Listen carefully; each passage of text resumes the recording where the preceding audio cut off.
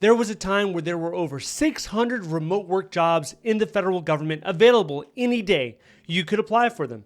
That has been reduced. Now it's more like 200 to 300 if you're lucky. But you can still be found eligible and qualify for a lot of these jobs. Let's go through the top 5 100% remote work jobs today. Number 5 is human resource management in the 0201 job series. There's 19 jobs here, but only 2 that are open to the public. A lot of people think they want to be HR, they want to come into human resources in the federal government, but the thing about it is most of these job announcements, they want you to have HR experience at the federal level. If you do not have it at the federal level, you're going to be coming in lower on the GS grade. Your salary will be lower. And what do I mean by lower? I'm talking GS7, GS9 a lot of the times. It doesn't matter if you've done HR in the military, in the private sector. It's not easy to transfer that type of experience to the federal government because they have their own policies, their own procedures and laws that they follow. Now, the exception to this is if you're in the military and then you're transitioning to DOD, which still uses the military in some capacity.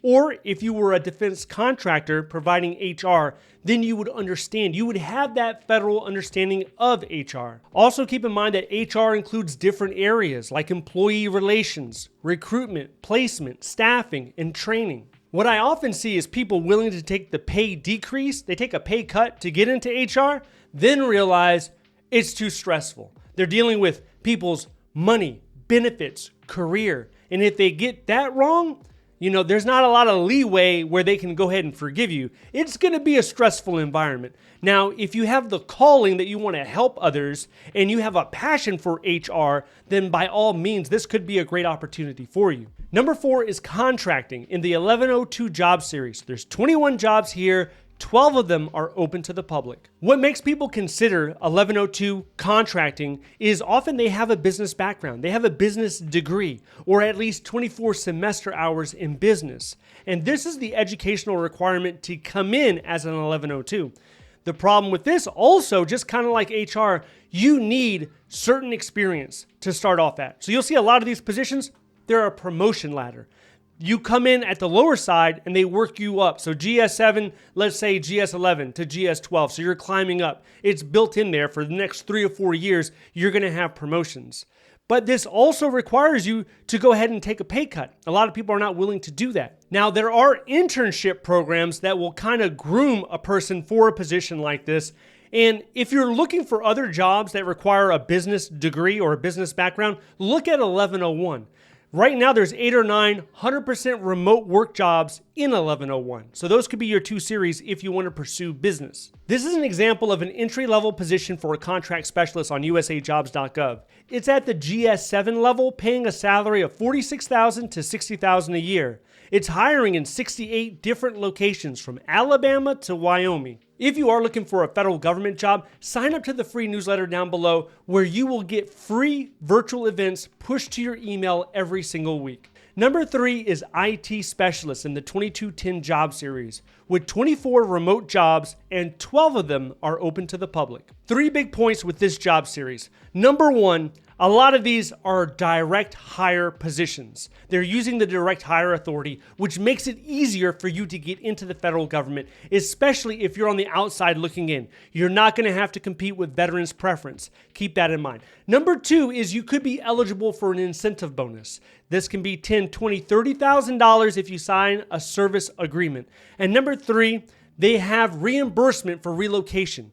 So let's say you're in Alabama and the job is over in Massachusetts. You could be eligible where you pay out of pocket to move to Massachusetts and the government on the back end, they pay you back. Now, at times, this could take 3 or 4 months for you to get reimbursed, so you have to be comfortable with that. And there are all types of IT positions out here from information security, artificial intelligence, cybersecurity, and application software. One of the common discussions when we're talking about IT professionals is private versus public sector.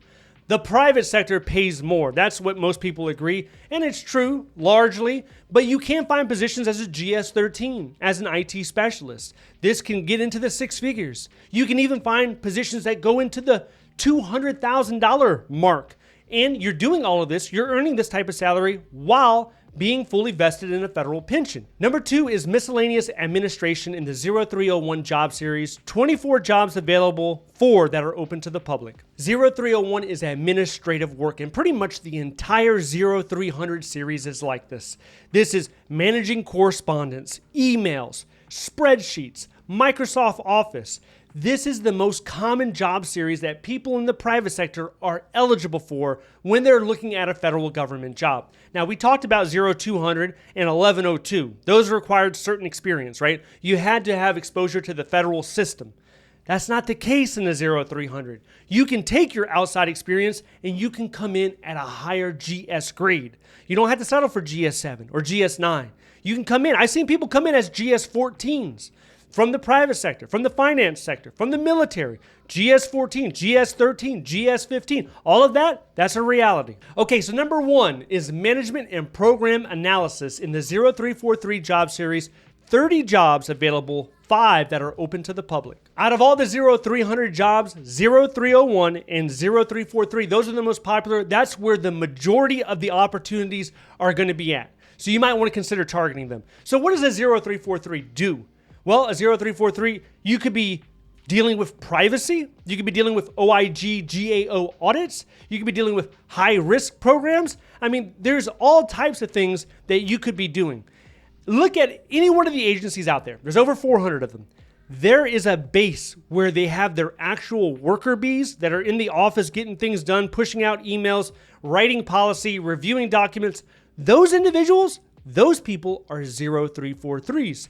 You probably have the experience to join them and become a 0343 as well. If you want to compete for this job series, there are certain keywords that need to be in your resume. We're talking about words like analyzed, evaluated, identified, advised. Those words, they're in the OPM job series handbook. You can find them. You could incorporate it within your resume in an organic way. You don't want to do this copy and paste stuff. You want to make it seem natural. You weave your achievement into those type of words, and that will give you maximum credit. As we just saw, there's only 26 100% remote work jobs open to the public today. That number changes every day. But if you want more job opportunities, you have to open up different pathways. So if you're a veteran, that opens up another path. If you just graduated within the last 2 years, that opens up another path. Maybe you have a disability, right? Chronic headaches, asthma. I don't know what disability you might have. If you have one, set up an appointment with your medical provider. They can sign a Schedule A letter. That opens up another path. Individuals with disabilities, Schedule A.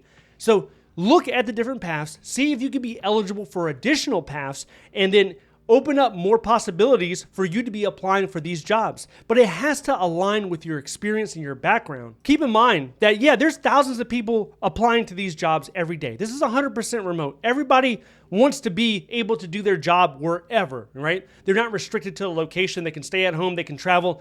So this is highly desirable. But what will result in you getting a job offer? There's 2 main things. The first thing is your resume. How is it written? How does it stand out among other people? Within the first 10 seconds, is the hiring manager captivated? Are they compelled to interview you?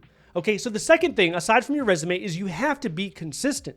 Do not just see the number of people who have applied, it's 10,000 or whatever it is, and become discouraged, right? If you stay consistent, eventually you're going to increase the probability of you getting that job offer, so you have to keep applying. Success stories are also important to have in your resume. You need to be able to write a strong success story. If you do not know how to do this, that's okay. I got you covered. If you're interested on how to create a success story, I want you to watch this video next. If you would like to see more videos like this, please click like and subscribe. Thank you so much for watching. I'll see you in the next one.